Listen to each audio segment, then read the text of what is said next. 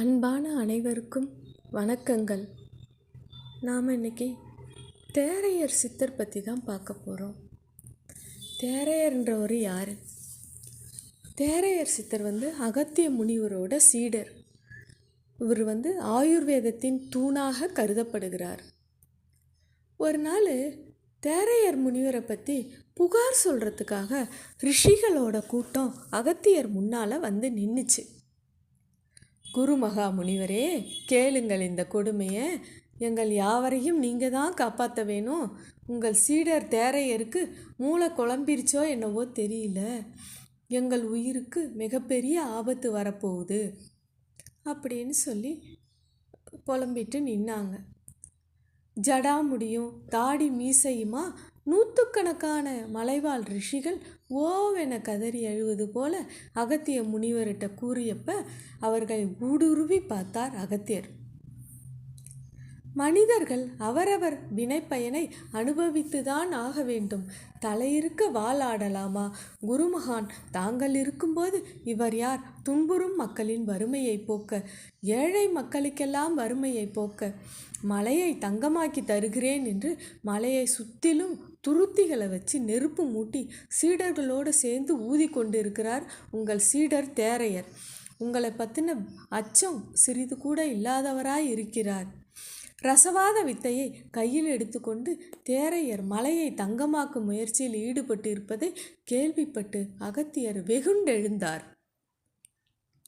தேரையரை உடனே பிடித்து கொண்டு வாருங்கள் என்று கண் சிவக்க கட்டளையிட மறுநொடியே தேரையரை ரிஷிகள் பிடித்திழுத்து கொண்டு அவர் முன் நிறுத்தினர்.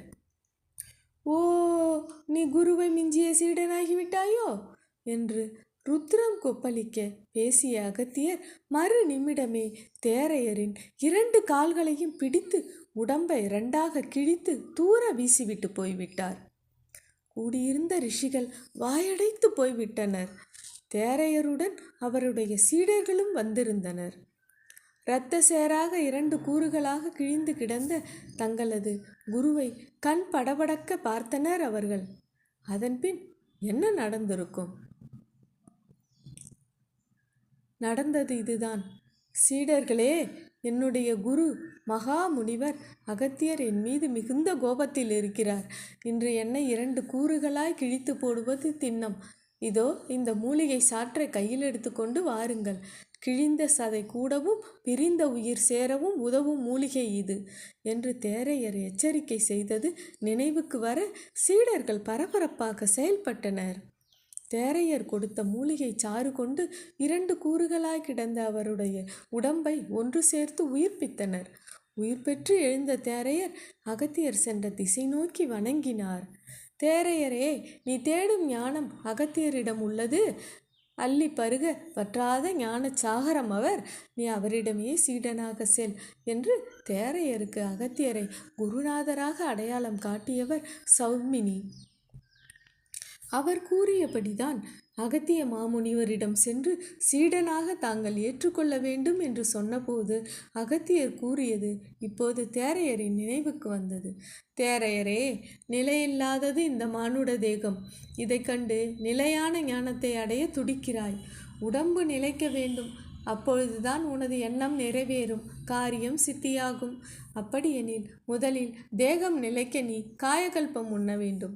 நீக்கமர எங்கும் நிறைந்திருக்கும் சிவம் உன் உள்ளத்தில் நிறைந்திருக்க வேண்டும். உலகுக்கு உதவும் எண்ணமே உன் ஆன்மாவை சுத்தப்படுத்தும். அகத்தியர் கூறியபடி உலகுக்கு உதவும் எண்ணம் காரணமாகத்தானே மலையை பொன்னாக்க முயன்றேன். இப்பொழுது நாட்டில் ஏற்பட்ட கொடும் பஞ்சத்தில் உண்ண உணவின்றி வறுமை கொடிகட்டி பறக்க துன்புற்று இருக்கும் மக்கள் தான் தங்கத்தை கொண்டு துயர் நீங்கட்டும் என்று ரசவாதத்தை தான் தங்கமாக்க முயன்றதில் ரசவாதத்தை செய்து தங்கமாக்க முயன்றதில் என்ன தவறு?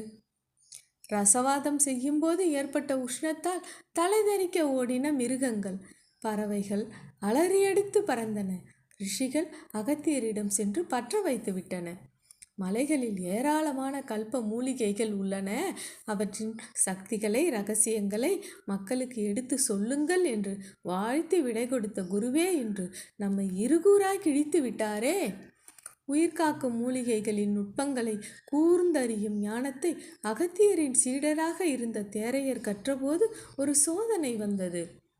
காசிவர்மன் என்ற மன்னன் அப்பொழுது கடுமையான தலைவலியால் அவதிப்பட்டு எவ்வகையிலும் நோய் தீராத நிலையில் அகத்தியர் பற்றி கேள்விப்பட்டு அவரது ஆசிரமம் வந்து வீழ்ந்து வணங்கி தன் துயர் நீங்க வேண்டினான். அகத்தியர், உனக்கு வந்த நோயின் வரலாறு எனக்கு தெரியும் அப்பனே. நீ ஒரு நாள் தூங்கும்பொழுது மிக சிறிய தேரை குஞ்சு உன் மூக்கினுள் புகுந்து விட்டது. நீ மூச்சு காற்றை இழுத்தபோது அந்த தேரை குஞ்சு உன் மூளைக்கு போய் தங்கிவிட்டது. அது இப்பொழுது உன் மூளை மீது வாழ்வதே உன் தீராத தலைவலிக்கு காரணம் என்றார். இதை கேட்ட காசி மன்னன் பேயறைந்தது போலானான். முனிவரே, தாங்களே எம் துயர் துடைக்க வேண்டும் என்று வேண்டினான். கவலை வேண்டாம் மன்னா, கபால சிகிச்சை மூலம் அந்த தேரையை வெளியே எடுத்து உன் தீராத தலைவலியை போக்குகிறேன் என்றார் அகத்தியர். மூலிகையின் வேர்கொண்டு மன்னனை மயக்க நிலையில் ஆழ்த்திய அகத்தியர் 5 நிமிடத்தில் மன்னரது கபாலம் திறந்தார். அங்கே மூளையின் திரவப்பகுதி மீது 4 பக்கமும் விழிகளை சுழற்றியபடி அந்த தேரை உட்கார்ந்திருந்தது. வில்லனான அந்த தேரையை இப்பொழுது எப்படி வெளியே எடுப்பது? மௌனமாக அகத்தியர் யோசித்தார். இடுக்கியை கொண்டு எடுக்க முனைந்தால் தேரை மூளை பகுதிக்குள் இங்குமங்கும் தாவி மூளையை சேதமாக்கி விடுமே என்று அஞ்சினார். அருகில் அமர்ந்திருந்த அகத்தியரின் சீடர் தேரையர் குருநாதரின் தவிப்பையும் குழப்பத்தையும் பார்த்தார். உடனே ஒரு வாயகன்ற பாத்திரத்தில் தண்ணீர் கொண்டு வந்து அதை தேரையின் கண்ணில் படுமாறு காண்பித்து தண்ணீரில் அலை எழுப்பி ஓசைப்படுத்தினார். இதில் சந்தோஷம் அடைந்த தேரை அந்த தண்ணீர் பாத்திரத்தில் தாவி குதித்து நீச்சல் அடித்தது. உடனே சட்டென்று அகத்தியர் சந்தான கரணி எனும் மூலிகையால் மன்னனின் மண்டையோட்டை மூடிவிட்டார். சிறிது நேரத்தில் மயக்கம் தெளிந்து எழுந்த மன்னனுக்கு தலைவலி பறந்து போய்விட்டு இருந்தது. தேரையரின் நுட்பமான அறிவாற்றல் அகத்திய முனிவரை அளவற்ற ஆச்சரியத்தில் ஆழ்த்தியது. அவர் தேரையர் என்று அதன் பின்னரே அழைக்கப்பட்டார். தேரையரின் மருத்துவம் கொடிகட்டி பறந்தது. தேரையரின் திறமைகள் அடுத்த பதிவிலும் தொடரும். நன்றிகள்.